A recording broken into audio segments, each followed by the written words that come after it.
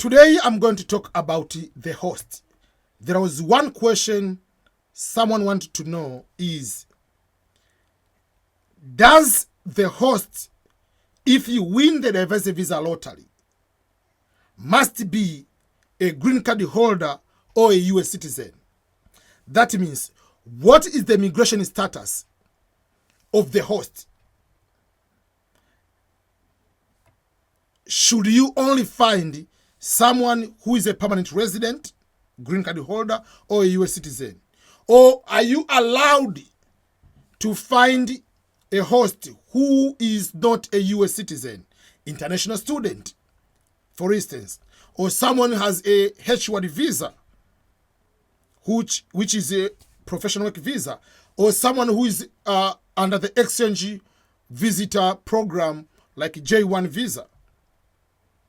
Are they allowed, or you must be a US citizen? So, I want to give a simple clarification. When you go to the visa form, the DS-260, there is no any place which is written the word host. There is no question, who is your host? The word who is your host, we are asking you and I, or the US Embassy can ask that question. But in the visa form, there is no place which is called host or any terminology. The terminology is, write the address where you'll be staying in the United States of America. That is how it is. Tell us the address you are going to stay in the United States. They didn't say, tell us the person you're going to stay with.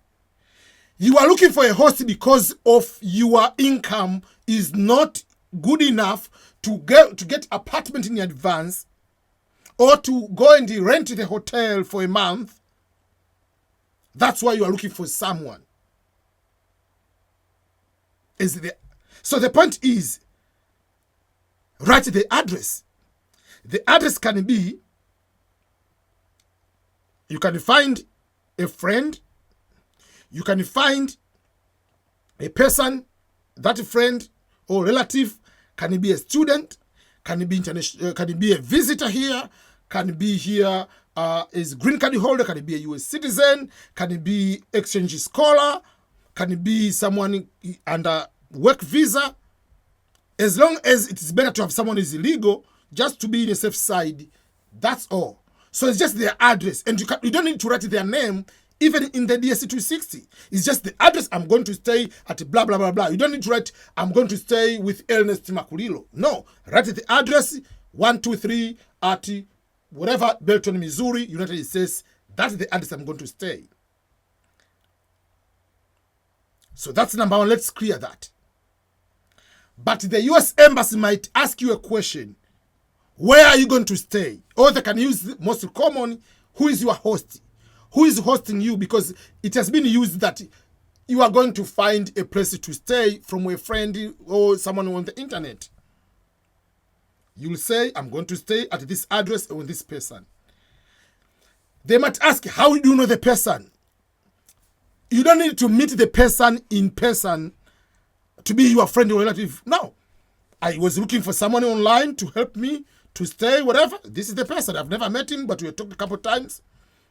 I'll be paying maybe $200 per month to help with the bills. There is no problem. They don't care.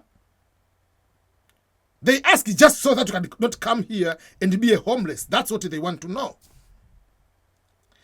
The host should not be confused with someone going to fill the affidavit of support. I will make a separate video about affidavit of support. Affidavit of support must be filled by a US citizen or a green card holder, not any person. So that is a different story. A host is just the address. You can use it.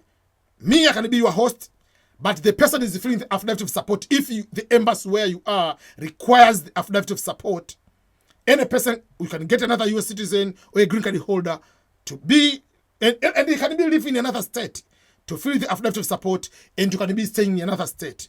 There is no problem. We'll talk those in a separate video. But just I want to make sure that we are on the same page about the host. So don't start looking, only you must be a US citizen. No. Someone is giving you the place to stay. Be thankful. Put that address.